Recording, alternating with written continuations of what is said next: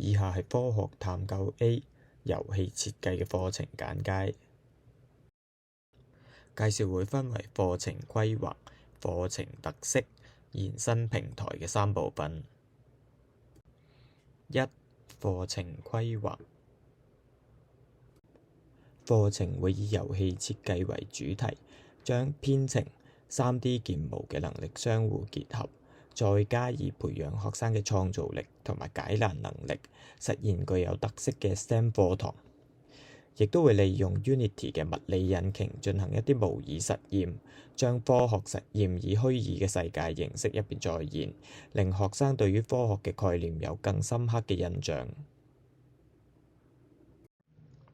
喺具體內容方面，會有各個課程都共通嘅科學素養同埋物聯網及人工智能嘅部分。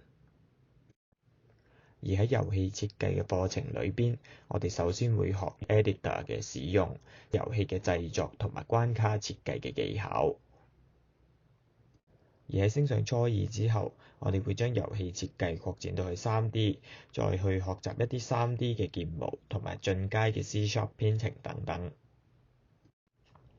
我哋會係每班21個人，每週係會上6節課嘅。而各個同學需要自備電腦、充電器同埋滑鼠嘅。喺學生嘅評核方面，我哋除咗會由科學素質測試、科學考試等等嘅測驗考試之外，亦都會睇學生嘅課堂筆記，又或者課堂上面嘅實作、表現、專題作業等等，由多元評核嘅方式去對學生進行評核。2、課程特色。喺遊戲製作方面，我哋會分為分析、模仿、創造嘅3個階段嘅。學生首先要對市面上嘅遊戲進行分析啦，揾出佢嘅優點同埋特點，然之後再對呢啲遊戲進行一個模仿。咁喺模仿嘅過程中呢，咁佢嘅技術同埋能力就會有所提升。而當學生積累到足夠嘅知識同埋技術之後，咁佢就可以嘗試去自行做一啲嘅創作。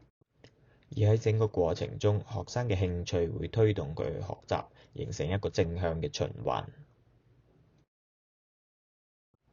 至於喺編程方面，喺課程裏邊，我哋會涉及到2種唔同嘅編程語言。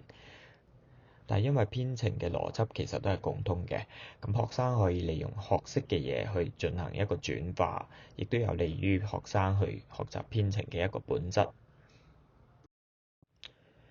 我哋亦都會用物理引擎去進行一啲模擬嘅實驗，令到學生對於呢個實驗嘅結果有一個更形象嘅認識。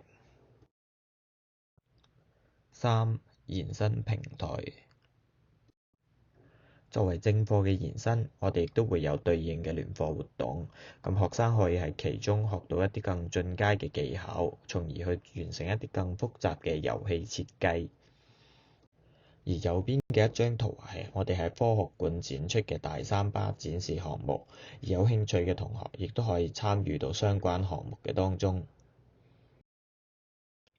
我哋亦都會有啲遊戲設計嘅相關比賽，學生學到嘅遊戲設計知識亦都可以喺呢度得到相應嘅發揮。而我嘅介紹就到呢度啦，多謝你嘅細心聆聽。